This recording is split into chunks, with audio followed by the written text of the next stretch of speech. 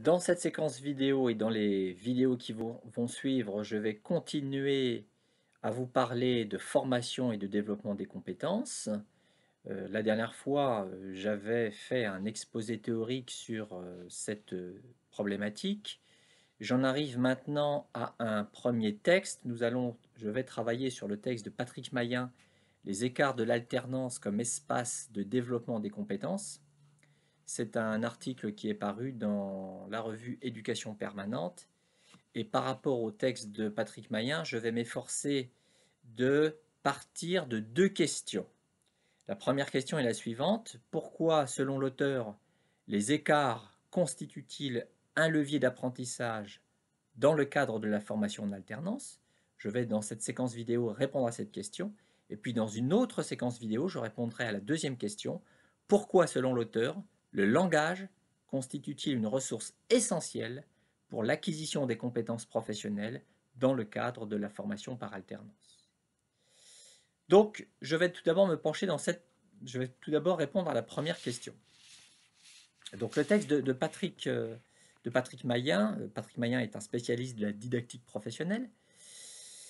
Le texte de Patrick Mayen, donc, s'intéresse au dispositif que constitue l'alternance. Alors, pourquoi les écarts, selon Mayen, constituent-ils un levier d'apprentissage dans le cadre de la formation par alternance?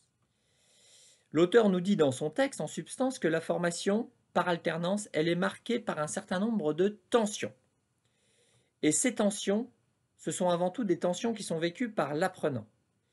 Et pour Patrick Mayen, ces tensions, elles sont potentiellement formatrices. Elles sont potentiellement formatrices si elles sont traitées correctement et dans un cadre approprié. Et ces tensions, elles renvoient en fait à ce que l'auteur appelle des écarts. Donc derrière écart, il faut aussi comprendre l'idée de tension dans le texte de Patrick Mayen. Alors, écart entre quoi et quoi? Écart tout d'abord entre la théorie, telle qu'elle est appréhendée en situation de formation, et la pratique, telle qu'elle se manifeste en situation de travail dans le milieu professionnel considéré. Et donc, écart entre les connaissances apprises en formation et les connaissances acquises dans et par le travail. Il s'agit là de deux types de connaissances, mais ce ne sont pas les mêmes connaissances, ce sont des connaissances de nature différente. Et puis, par ailleurs, écart entre les processus d'apprentissage qui se mettent en branle dans le cadre de la formation et les processus d'apprentissage qui sont déployés dans le travail. Il ne s'agit pas des mêmes processus, des mêmes mécanismes d'apprentissage. Un des objectifs de la formation en alternance est donc de travailler ces écarts. On peut considérer, à la lumière de Patrick Mayen, que les écarts, les tensions dont je parlais, c'est une sorte de matière, c'est une matière qu'il faut travailler. C'est-à-dire que l'enjeu va être de créer un contexte dans lequel l'apprenant va en fait entamer un retour réflexif sur ces écarts. Il va donc s'agir finalement, selon Patrick Mayen, non pas de réduire ces écarts. D'une certaine manière, ces écarts sont inévitables. On ne peut pas les gommer, ces tensions, elles existent, il faut faire avec.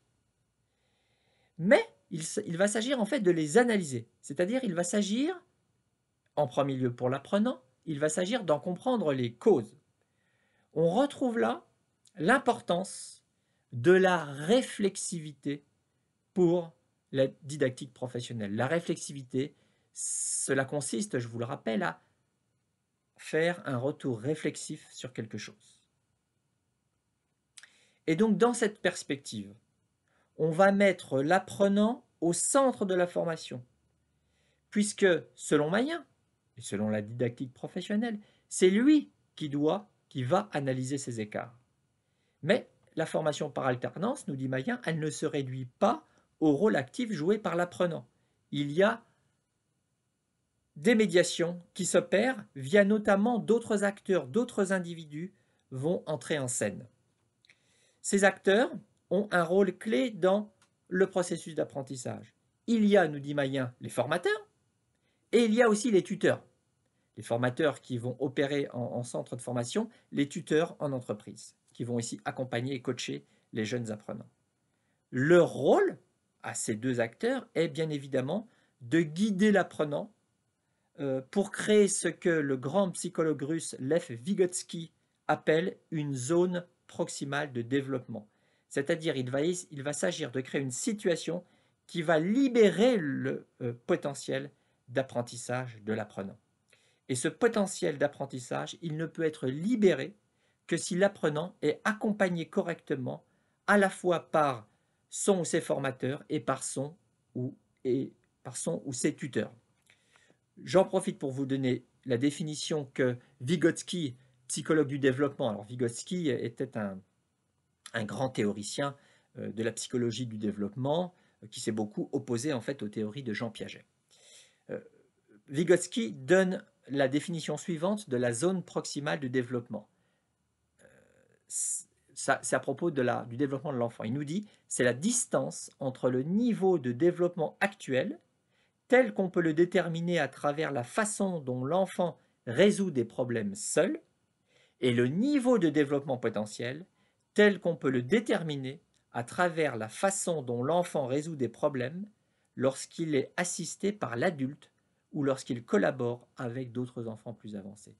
Bien évidemment, cette deuxième situation, dans laquelle l'enfant va être amené à collaborer, à coopérer avec des adultes ou avec des enfants d'âge plus avancé, est une situation qui va être plus propice au développement et à l'apprentissage et qui va permettre de libérer le potentiel d'apprentissage de l'enfant. Eh bien, pour l'apprenant, c'est exactement le même processus qui doit se produire, nous dit Patrick Moyen. J'ai répondu à la première question. La prochaine fois, je répondrai à la question suivante, à savoir pourquoi, selon Patrick Moyen, le langage constitue-t-il une ressource essentielle pour l'acquisition de compétences professionnelles dans le cadre de la formation par alternance. Au revoir.